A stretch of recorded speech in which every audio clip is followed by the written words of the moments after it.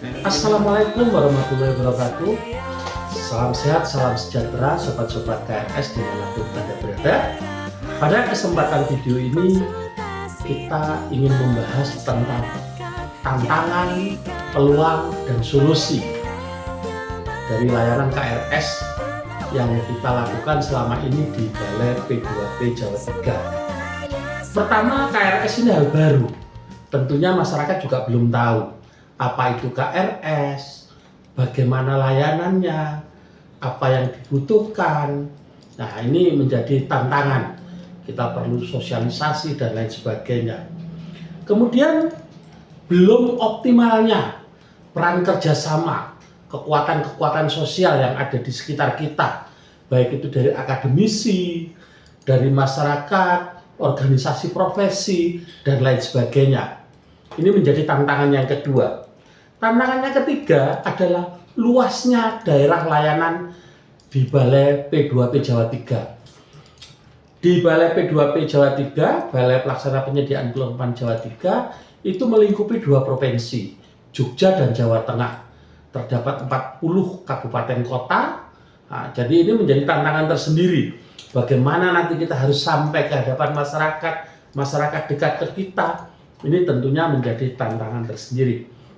Kemudian operasional atau sumber dana, sumber belanja yang dimiliki KRS saat ini masih sangat kecil.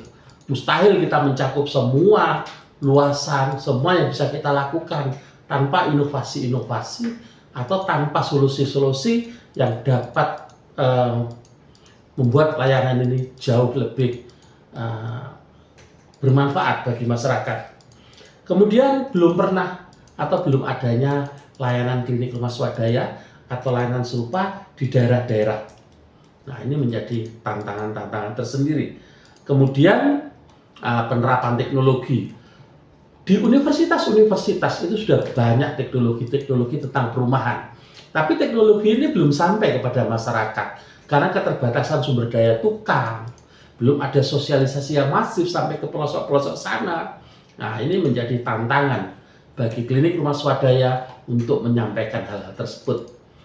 Tapi hal-hal tersebut juga menjadi peluang. Luasnya layanan atau daerah layanan, besarnya masyarakat, itu menjadi peluang tersendiri bagi klinik rumah swadaya. Artinya, kita punya pangsa pasar yang sangat besar. Ini bisa menjadi peluang, tapi sekaligus tantangan. Kemudian, dukungan dari Kementerian PU, terutama melalui Direktorat Jenderal Perumahan yang saat ini terus meningkatkan akses hunian bagi masyarakat supaya setiap warga negara mempunyai hunian yang layak huni. Kemudian bonus demografi. Nah, kita di 2020-2030 ini angka usia kerja kita atau masyarakat nantinya yang punya pendidikan cukup itu sangat tinggi.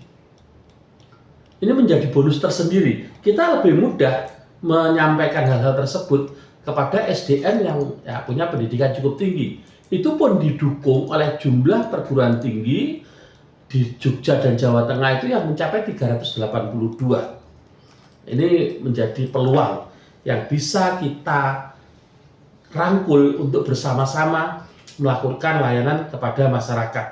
Kemudian tumbuhnya kawasan-kawasan industri baru. Nah, ini juga menjadi peluang dan sekaligus tantangan. Karena dengan adanya industri-industri baru, berarti ada mobilisasi masyarakat. Kemudian di situ juga perlu hunian, tapi sumber daya mereka juga cukup. Nah, ini menjadi tantangan sekaligus peluang. Pertama, regulasi.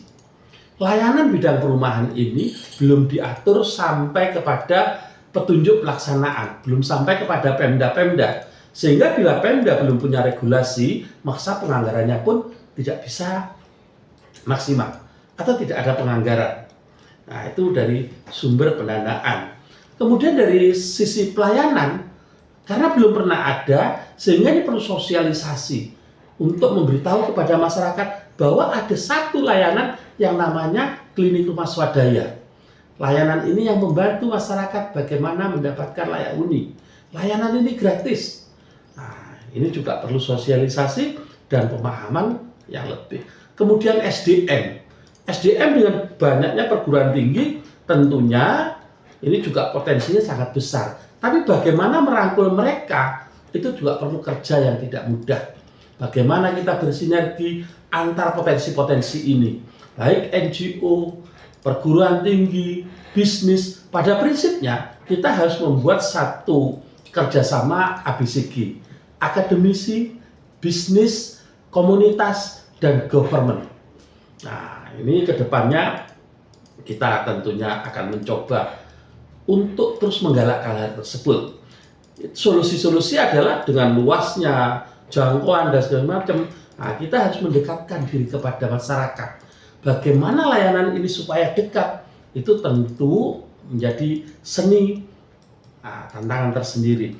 Kemudian intensitas sosialisasi. Kita harus mensosialisasikan ini kepada masyarakat melalui segala komunitas, misalnya mahasiswa, himpunan dari mahasiswa, mahasiswa yang KKN, semua kita berdayakan, semua kita rangkul, potensi-potensi ini kita kelola, supaya sosialisasi bisa dilakukan dengan masif, dengan bekerja sama tentunya, baik itu OPD, baik itu masyarakat sendiri, komunitas, kita harus melakukan banyak hal. SDM tadi yang begitu banyaknya universitas, berarti SDM kita cukup memadai. Tapi bagaimana potensi ini terkumpul, ini menjadi tantangan dan peluang bagi klinik rumah swadaya Balai Pelaksana Penyediaan Jawa 3 untuk mengintensifkan semua itu. Demikian sobat-sobat pada video ini tentang peluang, tantangan, dan solusi yang dihadapi dan dilakukan oleh KRS BP2P Jawa 3. Tetap semangat, salam sehat, dan salam inklusi.